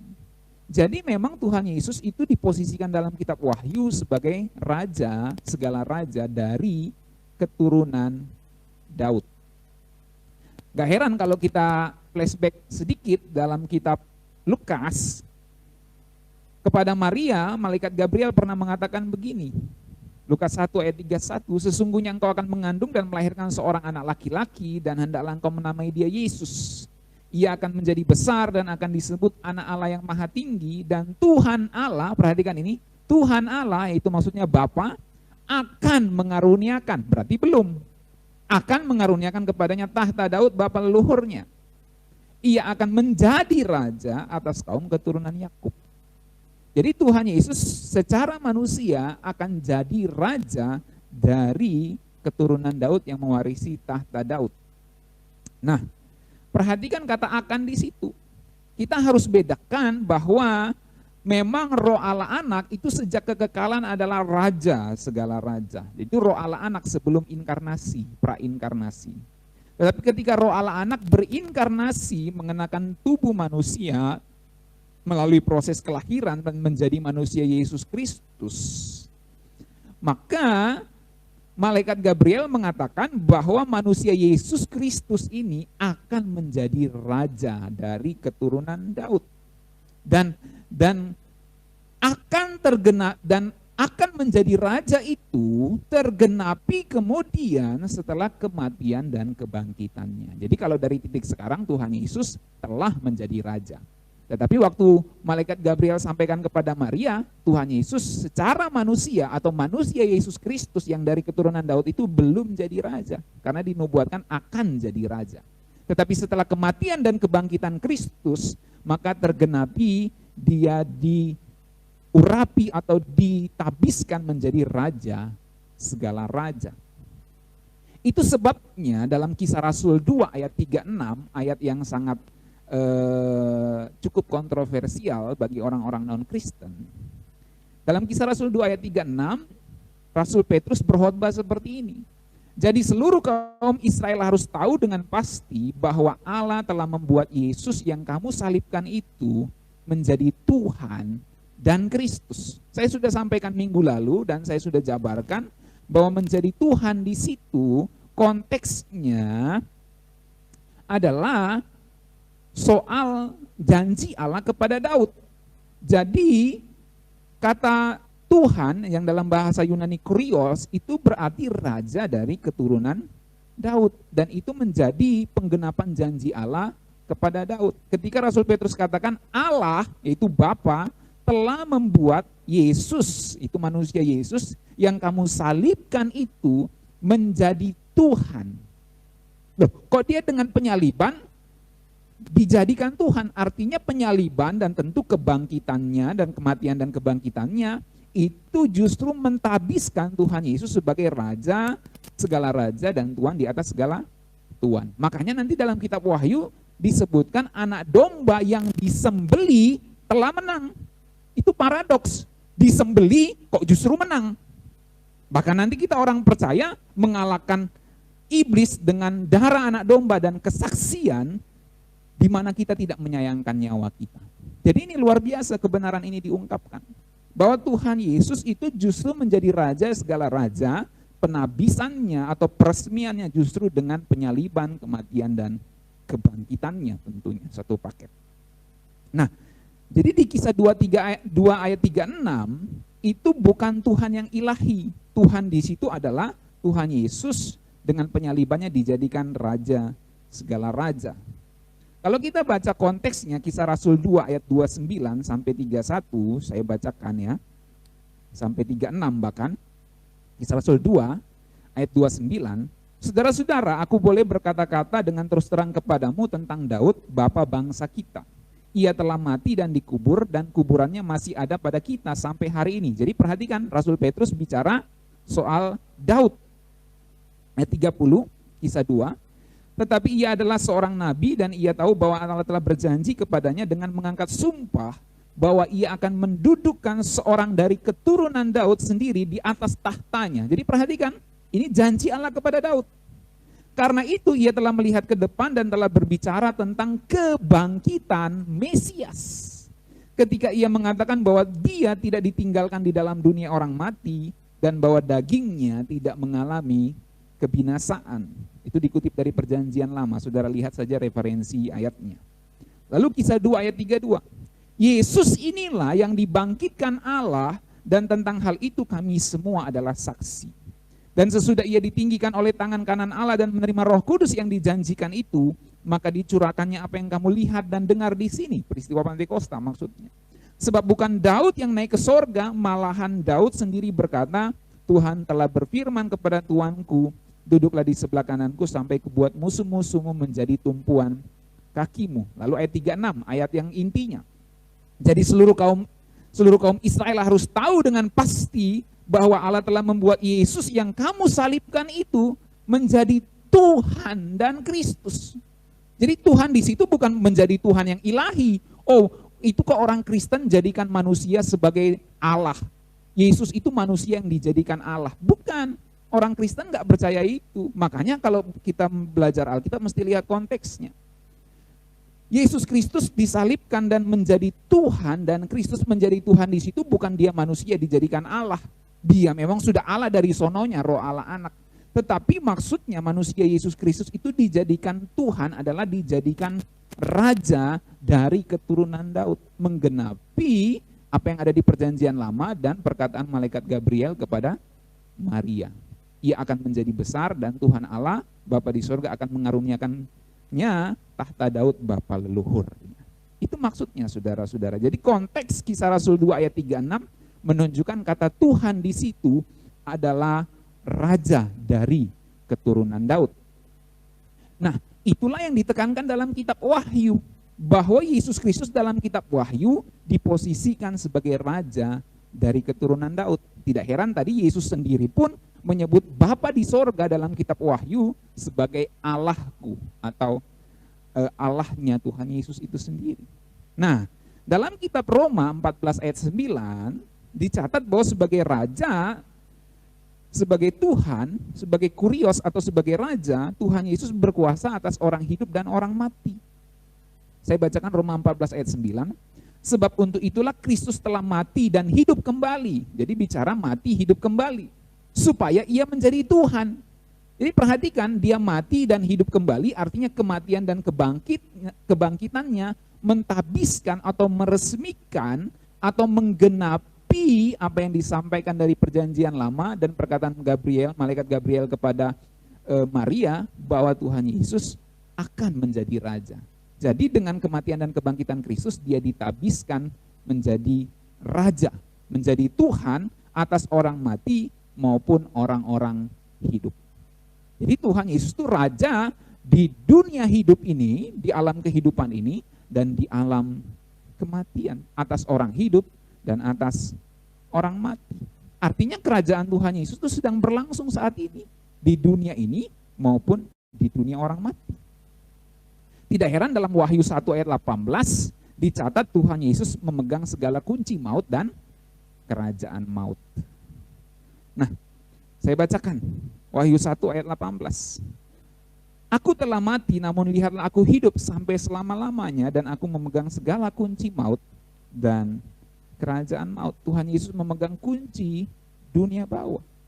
Nah, selanjutnya karena saya sudah jelaskan minggu lalu jadi saya cepat saja.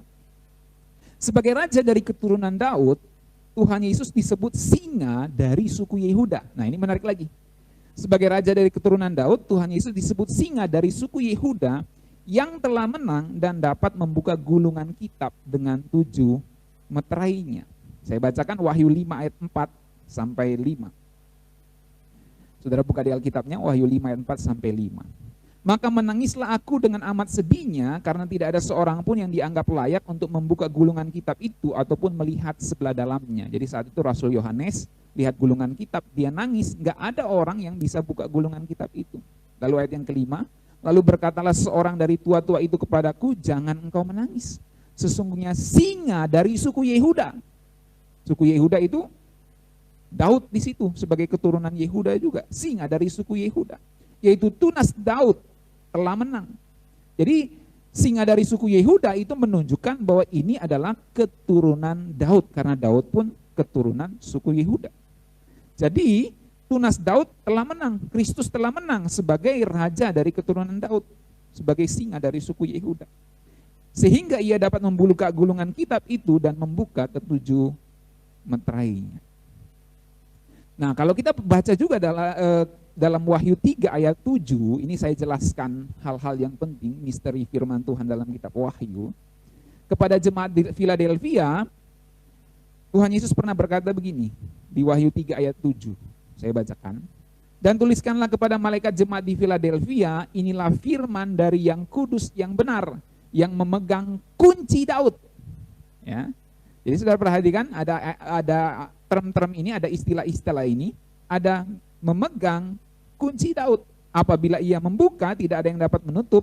Apabila ia menutup, tidak ada yang dapat membuka. Nah, kalau kita lihat dalam teks Yunaninya, kunci di sini bentuknya tunggal, berbeda dengan keys of Hades dan keys of Thanatos itu. Kunci maut dan kunci alam maut, ya, itu berbeda. Itu bentuknya jamak. Makanya alam roh itu bertingkat-tingkat karena jamak. Ya.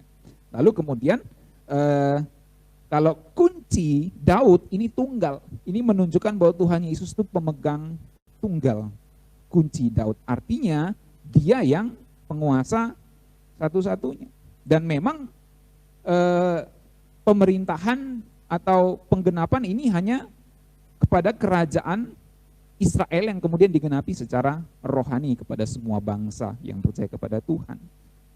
Nah, kalau kita selidiki Wahyu 3 ayat 7 ini, itu dikutip dari Yesaya 22 ayat 22. Ya, soal kunci Daud, saya jelaskan sedikit. Yesaya 22 ayat 20, saya bacakan. Maka pada waktu itu aku akan memanggil hambaku Eliakim bin Hilkia, ayat 21. Aku akan mengenakan jubahmu kepadanya dan ikat pinggangmu akan kuikatkan kepadanya dan kekuasaanmu akan kuberikan ke tangannya, maka ia akan menjadi bapa bagi penduduk Yerusalem dan bagi kaum Yehuda. Lalu Yesaya 22 ayat 22 bilang begini.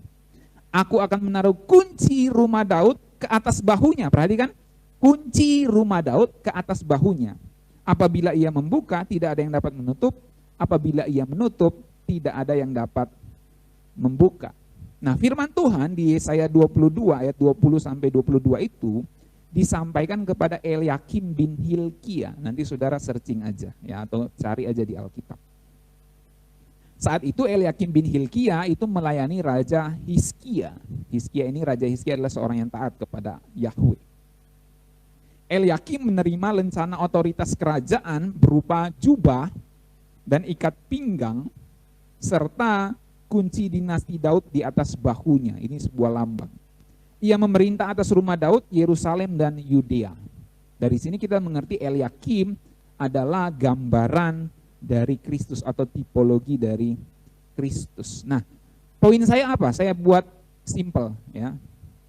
Jadi dalam kitab Wahyu tadi, Wahyu 3 ayat 7 dikatakan kan gini. Inilah firman dari yang kudus yang benar yang memegang kunci Daud. Intinya Tuhan Yesus itu memegang kunci Daud. Itu poinnya. Lalu di Yesaya 22 ayat 22 ya, kunci Daud itu diberikan kepada Eliakim dan itu kunci rumah Daud itu ditaruh di atas bahunya. Nah, ini menarik ya. Jadi ini lambang pemerintahan ditaruh di atas bahunya. Nah, enggak heran di Yesaya 9 ayat 5 sampai 6 kita mengerti dalam nubuatan yang biasa dibacakan kalau Natalan. Kayak gini. Sebab seorang anak telah lahir untuk kita, seorang putera telah diberikan untuk kita. Ayo yang hafal sama-sama sebut. Lambang pemerintahan ada di atas bahunya. Dan namanya disebutkan orang penasehat ajaib, Allah yang perkasa, Bapa yang kekal, Raja damai. Jadi lambang pemerintahan ada di atas bahunya. Ini seorang anak dilahirkan untuk kita, seorang putra dikaruniakan, lambang pemerintahan ada di atas bahunya. Dan itu menunjuk kepada Tuhan Yesus, nubuatan itu. Lalu ayat yang ke-6, besar kekuasaannya dan damai sejahtera tidak akan berkesudahan di atas tahta Daud dan di dalam kerajaannya dan seterusnya. Jadi Tuhan Yesus dalam kitab Wahyu, ini poinnya, ini saya buat simpel, saya hubungkan semua benang merahnya. Tuhan Yesus dalam kitab Wahyu disebut atau diposisikan sebagai raja dari keturunan Daud. Dia adalah raja segala raja, tuan di atas segala tuan, dan itu diresmikan dengan kematian dan kebangkitannya, itu tergenapi.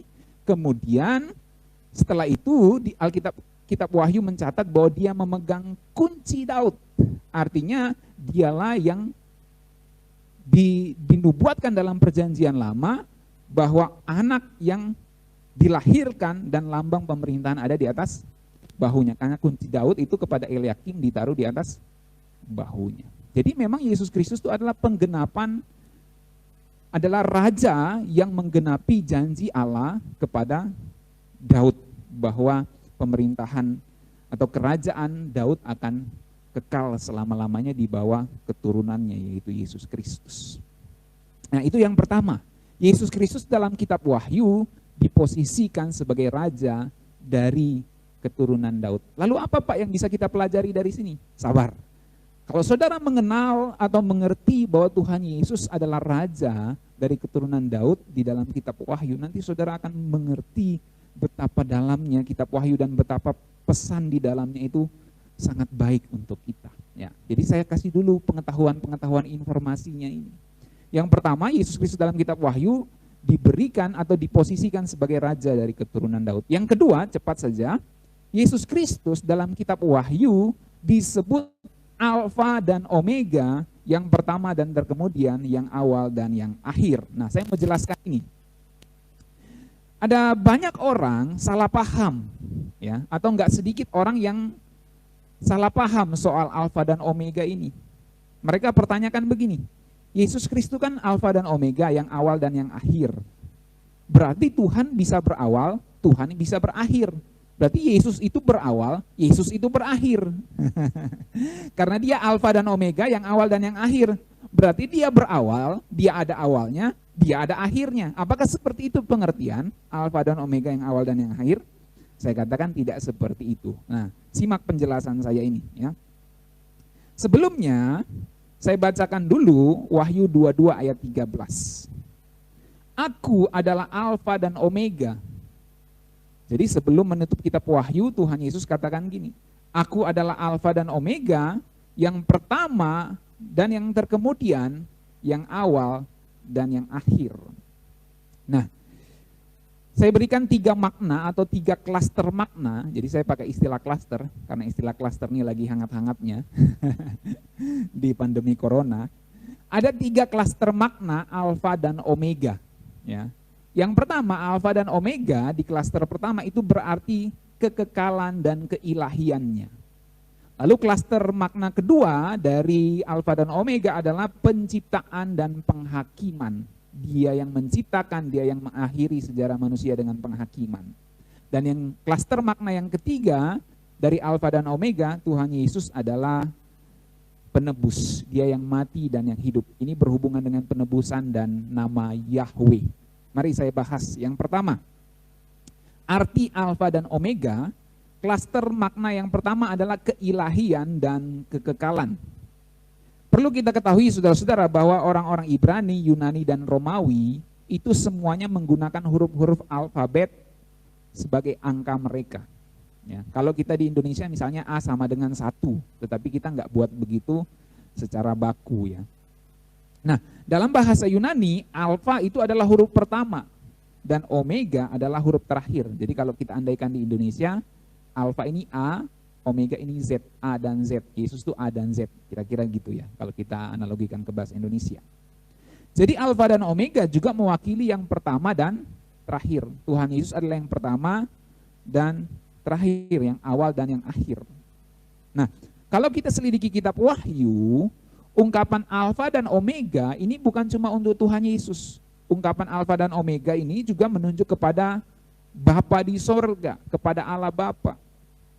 Kalau kita misalnya baca Wahyu 1 ayat 8, ini sedikit penyelidikan saudara, jadi saya harap saudara konsentrasi. Wahyu 1 ayat 8, saya bacakan. Aku adalah alfa dan omega, firman Tuhan Allah, yang ada dan yang sudah ada dan yang akan datang, yang maha kuasa. Kalau kita baca semua tafsiran, komentari Wahyu 1 ayat 8 ini bukan menunjuk pada Tuhan Yesus. Ini menunjuk kepada Bapa di sorga. Jadi Bapa pun menyebut dirinya Alfa dan Omega. Nah, pada titik ini kita mengerti Alfa dan Omega menunjuk pada keilahian Tuhan Yesus dan kekekalannya sama seperti Bapa. Jadi klaster pertama arti Alfa dan Omega, artinya Tuhan Yesus itu kekal dan ilahi. Dia adalah pribadi yang kekal dan dia adalah Allah sama seperti Bapa. Dia sehakikat dengan Bapa. Jadi Alfa dan Omega di klaster makna yang pertama berarti atau bicara kekekalan dan keilahian Tuhan Yesus. Karena Bapa pun menyebut dirinya Alfa dan Omega dan Tuhan Yesus pun menyebut dirinya Alfa dan Omega. Artinya Yesus itu sama dengan Bapa dalam kekekalan dan keilahiannya. Itu klaster makna pertama. Klaster makna kedua dari Alfa dan Omega adalah klaster makna penciptaan dan penghakiman. Saudara-saudara, arti ungkapan Alfa dan Omega itu dijelaskan oleh kata-kata yang menyertainya. Kalau kita baca tadi di Wahyu 22, ayat yang ke-16 tadi, Wahyu 22 ayat 13 maksud saya, aku adalah Alfa dan Omega. Lalu dijelaskan, yang pertama, itu dalam bahasa Yunaninya arche, dan yang terkemudian dalam bahasa Yunaninya telos. Bukan cuma arche dan telos yang pertama dan terkemudian, tetapi yang awal protos dalam bahasa Yunaninya dan yang akhir eskatos dalam bahasa Yunaninya. Jadi Tuhan Yesus itu Alfa dan Omega. Alfa dan Omega. Arche dan telos, yang pertama dan terkemudian. Yang awal dan yang akhir. Protos dan eskatos. Ya, jadi ingat itu arche, telos, protos, eskatos. Nah, itulah arti Alfa dan Omega, saudara-saudara. Nah, di titik ini kita mengerti bahwa ini bicara tentang penciptaan dan penghakiman. Artinya Tuhan Yesuslah yang menciptakan sejarah dunia ini. Dia menciptakan sejarah manusia, sejarah dunia ini. Dan ia akan mengakhiri sejarah dunia ini. Kalau ada lagu yang berkata begini, mudahnya, ada lagu yang katakan gini, kau yang mulai, kau yang mengakhiri. Cuma bedanya Tuhan Yesus tidak begini, kau yang berjanji, kau yang mengingkari. Oh enggak, Tuhan Yesus enggak gitu. Dia enggak berjanji dan mengingkari, dia selalu tepati janjinya, amin. Tetapi dia yang mengawali dan mengakhiri. Kau yang mulai, kau yang mengakhiri. Artinya dia yang memulai sejarah manusia dan dia yang mengakhiri sejarah manusia di bumi ini. Jadi yang awal dan akhir pada konteks ini itu berarti adalah dia yang memulai sejarah manusia, artinya dia mencipta, dan dia akan mengakhiri sejarah manusia dengan penghakiman. Itu sebabnya kitab Wahyu bicara penghakiman dunia ini hanya bisa terjadi kalau singa dari suku Yehuda itu telah menang, yaitu Tuhan Yesus. Dia anak domba yang telah disembelih, singa dari suku Yehuda harus menang dulu. Dan dengan kematian dan kebangkitannya baru dia menang bisa membuka gulungan kitab dengan ketujuh materai. Dan saudara tahu apa maksudnya gulungan kitab dengan ketujuh materai itu? Itu artinya perjalanan sejarah dunia ini. Jadi Tuhan Yesus tuh bisa mengakhiri sejarah dunia ini dengan penghakiman dan cawan, sangkakala, dan meterai itu semua bicara tentang penghakiman Tuhan. Itu sebabnya juga dalam Kisah Rasul 17 ayat 30-31 firman Tuhan bilang gini, saya bacakan. Dengan tidak memandang lagi zaman kebodohan, maka sekarang Allah memberitakan kepada manusia bahwa di mana-mana semua mereka harus bertobat. Karena ia telah menetapkan suatu hari pada waktu mana ia dengan adil akan menghakimi dunia oleh seorang yang telah ditentukannya. Saya ulangi ya. Pada waktu mana ia dengan adil akan menghakimi dunia oleh seorang yang telah ditentukannya, sesudah ia memberikan kepada semua orang suatu bukti tentang hal itu dengan membangkitkan dia dari antara orang mati. Jadi poinnya ada kebangkitan dulu, artinya ada kemenangan dari kematian, baru ada penghakiman. Jadi Tuhan Yesus menang dulu, baru ada penghakiman dari antara orang mati. Penghakiman orang-orang yang telah meninggal dan penghakiman semua manusia. Artinya Tuhan Yesus itu yang akan mengakhiri sejarah dunia ini. Itu sebabnya nanti ada langit baru dan bumi yang baru untuk awal yang baru di mana tidak ada lagi dosa dan laknat di sana. Kalau kita baca tadi lagi dalam Wahyu 22 ayat 13, saya bacakan lagi. Aku adalah Alfa dan Omega, yang pertama dan yang terkemudian, yang awal dan yang akhir. Kalau kita baca dalam terjemahan King James Version, Wahyu 22 ayat 13 bunyinya begini. I am Alpha dan Omega, the beginning and the end, the first and the last. Ya. Dia yang pertama dan terakhir, dia yang pertama dan yang terakhir. Ya, dia yang memulai dan mengakhiri, dia yang pertama dan terakhir. Kalau kita baca dalam terjemahan bahasa Indonesia sehari-hari, ya, Wahyu 22 ayat 13 dibuat simpel seperti ini. Akulah yang pertama dan terakhir. Akulah Tuhan dari permulaan sampai penghabisan. Tuh, perhatikan. Aku Tuhan dari permulaan sampai penghabisan. Loh, apakah berarti Tuhan habis? Apakah berarti Tuhan berakhir? Bukankah Tuhan kekal? Nah, itu karena kesalahpahaman orang pikir begini. Alfa dan Omega, oh berarti dia berawal, dia berakhir. Bukan. Jadi Alfa dan Omega itu bukan Tuhan berawal, Tuhan berakhir, bukan. Tetapi dia mengawali dan dia mengakhiri. Kau yang mulai, kau yang mengakhiri. Nah, tapi jangan disambung, kau yang berjanji, kau yang mengingkari. Jangan, Tuhan tidak mengingkari janji, saudara ya.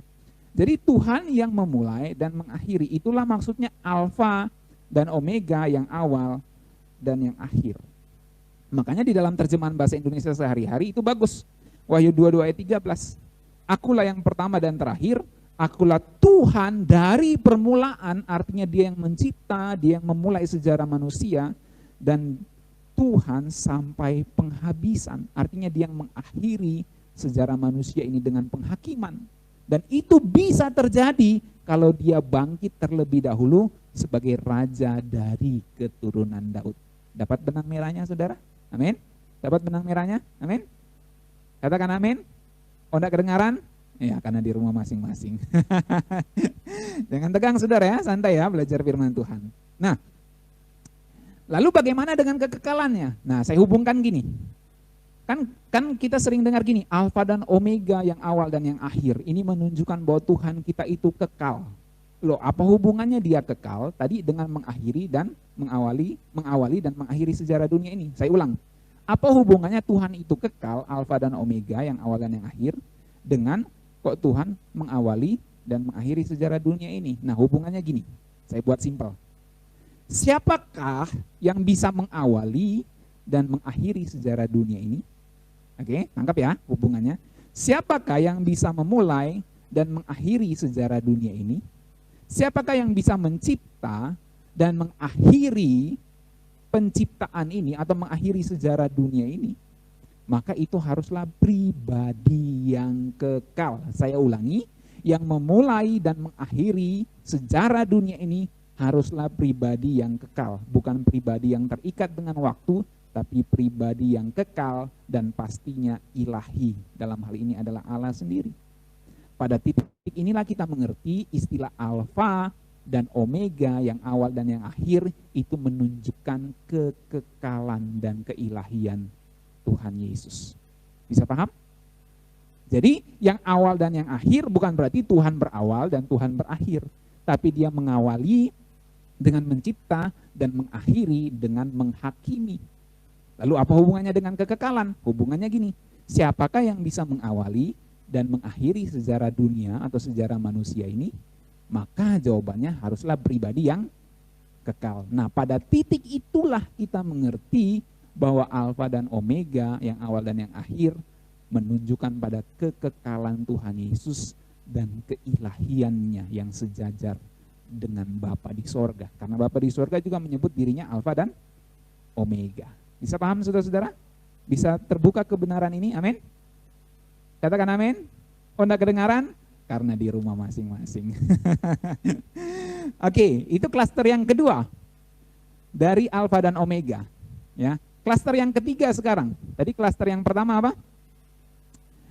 Nanti dengar aja rekamannya. Klaster yang pertama tadi adalah yang awal dan yang saya ulangin aja ya di sini. Yang awal, klaster pertama adalah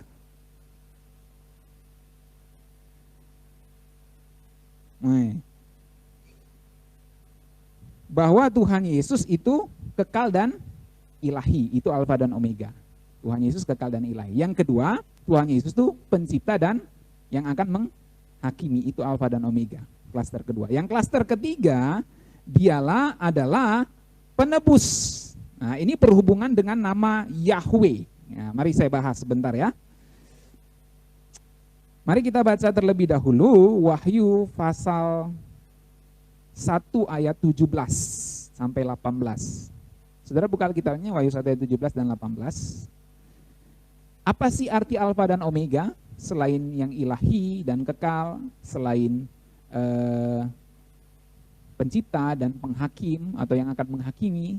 Maka yang ketiga itu dia adalah penebus berkaitan dengan nama Yahweh. Saya bacakan Wahyu 1 ayat 17 dan 18. Ketika aku melihat dia, Rasul Yohanes maksudnya, melihat Tuhan Yesus, tersungkurlah aku di depan kakinya sama seperti orang yang mati. Tetapi ia meletakkan tangan kanannya di atasku lalu berkata, jangan takut. Aku adalah yang awal, itu protos dalam bahasa Yunaninya, dan yang akhir, eskatos. Dan yang hidup, aku telah mati. Nah ini dihubungkan. Yang awal dan yang akhir dihubungkan dengan aku telah mati, namun lihatlah aku hidup sampai selama-lamanya dan aku memegang segala kunci maut dan kerajaan maut. Jadi saudara bisa lihat awal dan akhir yang juga berarti alfa dan omega itu berhubungan dengan yang mati dan hidup kembali. Nah itu ditegaskan lagi dalam Wahyu 2 ayat 8. Coba saudara baca Wahyu 2 ayat 8. Buka Alkitabnya masing-masing di rumah, saya mau saudara buka. Dan kita baca Wahyu 2 ayat 8. Sudah? Saya bacakan 1, 2, 3. Dan tuliskanlah kepada malaikat jemaat di Smyrna, inilah firman dari yang awal dan yang akhir, yang telah mati dan hidup kembali. Oke? Saya buat simpel. Yang awal dan akhir atau alfa dan omega dihubungkan dengan yang mati dan hidup kembali. Inilah klaster makna yang ketiga dari alfa dan omega, yaitu berhubungan dengan penebusan dan nama Yahweh. Nah, perlu kita kepahami saudara-saudara, Roh Allah anak sebelum inkarnasi adalah Yahweh. Roh Allah anak sebelum inkarnasi adalah Yahweh. Sesudah inkarnasi pun tetap Yahweh. Tapi saya mau tekankan sebelum inkarnasi adalah Yahweh. Dalam perjanjian lama, Yahweh beberapa kali mengatakan, aku adalah yang terdahulu dan terkemudian. Contohnya di Yesaya 41 ayat 4. Saya tidak cukup waktu bacakan ayatnya, saudara catat atau dengar ulang rekamannya nanti saudara baca Yesaya 41 ayat 4. Yesaya 44 ayat 6, Yesaya 48 ayat 12. Di situ Yahweh berkata, akulah yang terdahulu dan terkemudian. Dan ini berhubungan dengan kekekalan dan keilahian Yahweh itu. Nah, itu roh Yahweh sebelum inkarnasi.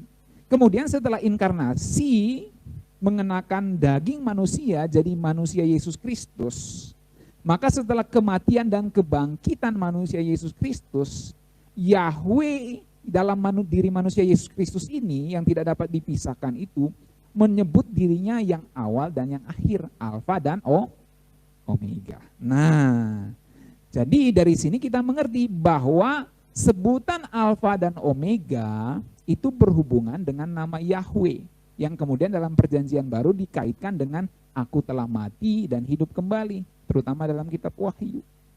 Jadi dari sini kita bisa menyelidiki ternyata nama Yahweh itu saudara-saudara ya, dalam piktogramnya itu berarti behold the hand, behold the nail.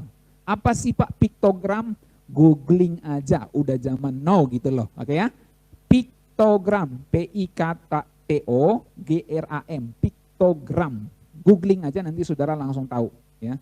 Jadi piktogram itu intinya adalah gambar yang kemudian jadi arti, jadi sebuah kata ya. Nah, nama YHWH, Y itu Yod dalam bahasa Ibrani. Yod itu gambar atau piktogramnya adalah tangan ya. Kemudian H, YHWH, H itu adalah He. Itu piktogramnya atau gambarnya adalah orang yang kemudian artinya lihatlah, behold. Kalau W itu wow, yang bisa berarti yang piktogramnya itu adalah paku atau nail atau pasak ya. Jadi paku, nail. Lalu H, YHWH, H itu he lagi, gambar orang, itu behold, lihatlah. Jadi YHWH itu gambar tangan, lihatlah, gambar orang, gambar baku, gambar orang. Gambar orang di sini lihatlah atau behold. Jadi YHWH itu berarti lihatlah tangannya, lihatlah pakunya. Itu berhubungan dengan penyaliban Tuhan Yesus. Apalagi tidak ada lagi hubungan yang lain, itu pasti penyaliban Yesus Kristus. Dari sini kita mengerti bahwa nama Yahweh itu adalah menunjuk kepada Yesus Kristus. Nah, saya kasih lihat gambarnya seperti ini, saudara-saudara. Bisa lihat?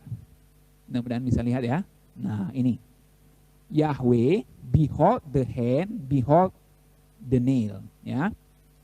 Kalau kita lihat seperti ini, nah ini. Ini namanya piktogram. Nanti saudara searching di Google aja. Piktogram Yahweh. Kelihatan? Oke, nah ini. Piktogram Yahweh. Saudara lihat, Yod, He, Waw, He. Nanti saudara bisa pause kalau dengar rekamannya. Enggak apa-apa. Lihatlah tangannya, lihatlah pakunya. Oke, saudara bisa lihat ya. Nah, nanti saudara searching aja di Google, ada gambar itu. Oke, jadi inilah 3 klaster makna alfa dan omega. Kekekalan dan keilahian, penciptaan, penghakiman, dan penebusan nama Yahweh. Jadi kalau saya bacakan lagi, misalnya Wahyu 2 ayat 8 tadi, ya, saudara langsung mengerti. Ya, misalnya Wahyu 2 ayat 8. Dan tuliskanlah kepada malaikat jemaat di Smyrna, inilah firman dari yang awal, protos, dan yang akhir, eskatos, atau alfa dan omega, yang telah mati dan hidup kembali. Loh, apa hubungannya yang awal dan yang akhir, yang telah mati dan hidup kembali? Nah, hubungannya adalah bahwa dia adalah Yahweh yang dalam klaster arti penebusan itu. Kemudian Wahyu 1 ayat 17 dan 18, tema pasca gereja kita, Gereja Kemengel Indonesia. Wahyu 1 ayat 17 18, aku adalah yang awal dan yang akhir, yang hidup, awal dan akhir, alfa dan omega. Yang hidup itu bicara yang kekal. Aku telah mati namun lihatlah aku hidup. Apa artinya aku telah mati, aku hidup lagi? Apa hubungannya dengan yang awal dan yang akhir? Itu hubungannya karena dia adalah Yahweh yang kekal, yang kemudian berinkarnasi jadi manusia Yesus Kristus, yang ternyata nama Yahweh itu piktogramnya behold the hand, behold the nail, menunjuk pada penyaliban Yesus Kristus. Jadi itulah makna alfa dan omega. Klaster pertama maknanya adalah keilahian dan kekekalan Tuhan Yesus. Lalu klaster makna kedua, dia yang mencipta dan menghakimi.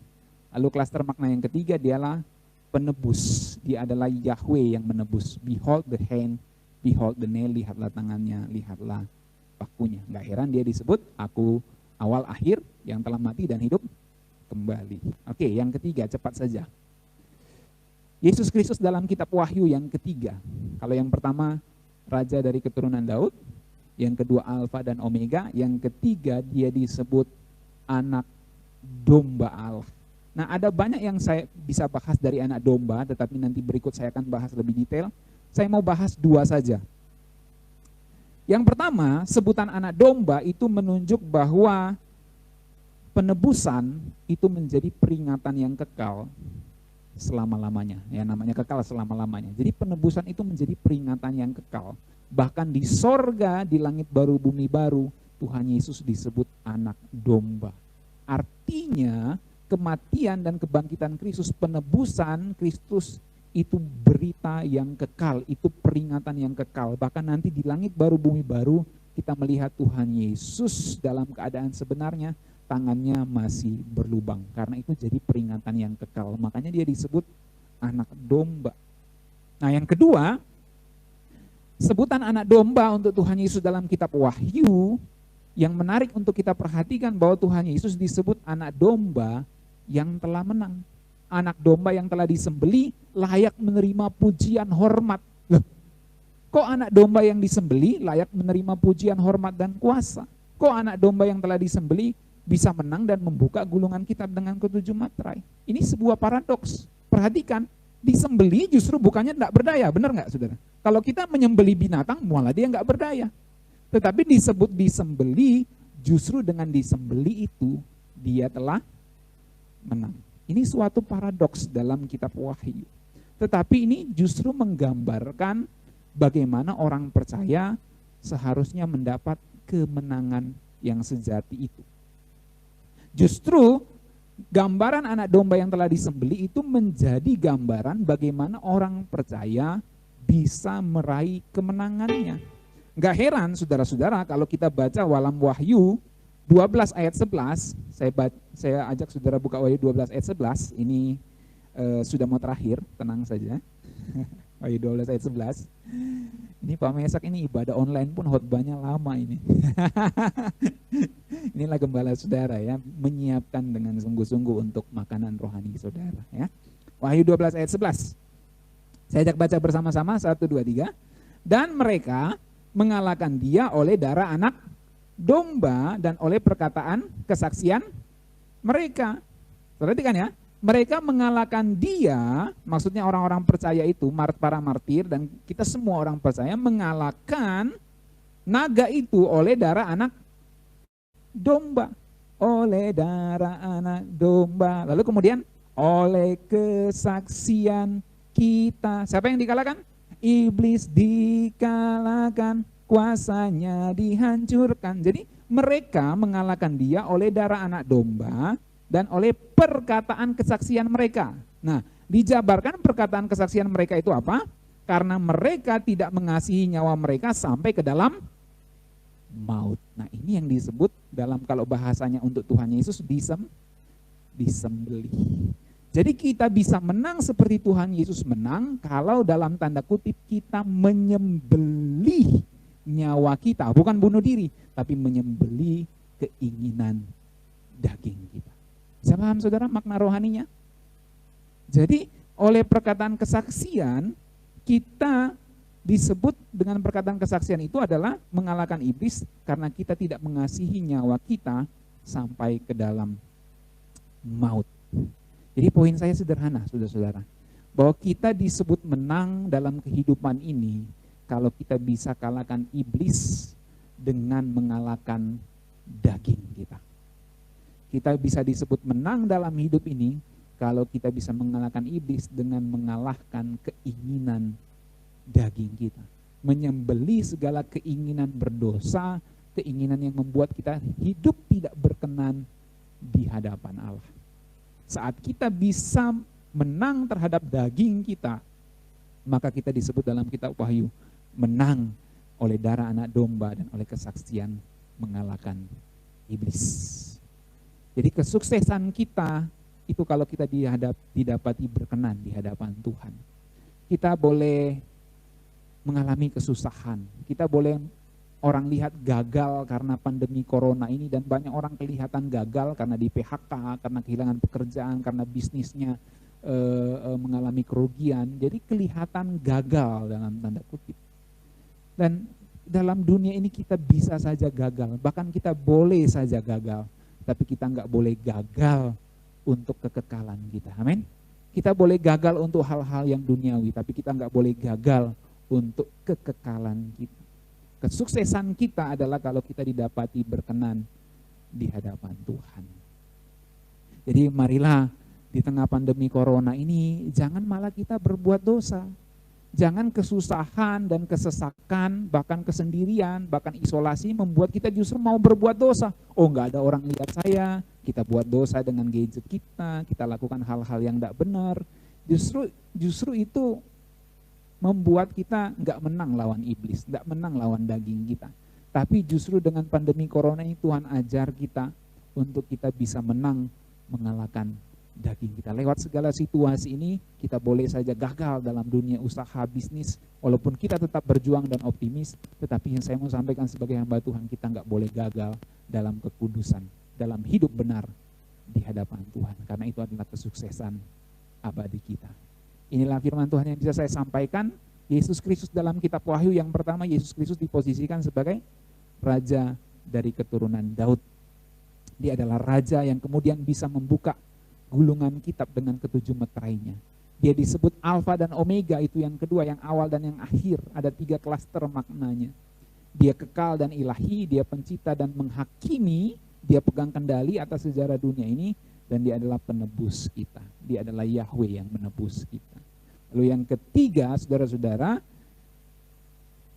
Yesus Kristus dalam kitab Wahyu, dia adalah anak domba Allah. Anak domba adalah peringatan yang kekal selama-lamanya di sorga. Penebusan itu peringatan yang kekal. Yang kedua, bahwa anak domba yang disembelih itu menang. Artinya kita juga bisa menang kalau kita menyembelih keinginan daging kita. Itulah artinya oleh darah anak domba dan kesaksian kita bisa mengalahkan iblis, karena kita tidak menyayangkan nyawa kita sampai ke dalam maut. Puji Tuhan. Saya percaya saudara belajar sesuatu dari kebenaran ini, dan jangan kita berbuat dosa di tengah pandemi ini. Di dalam situasi apapun, mari kita hidup berkenan di hadapan Tuhan. Tuhan Yesus memberkati kita sekalian. Mari kita berdoa.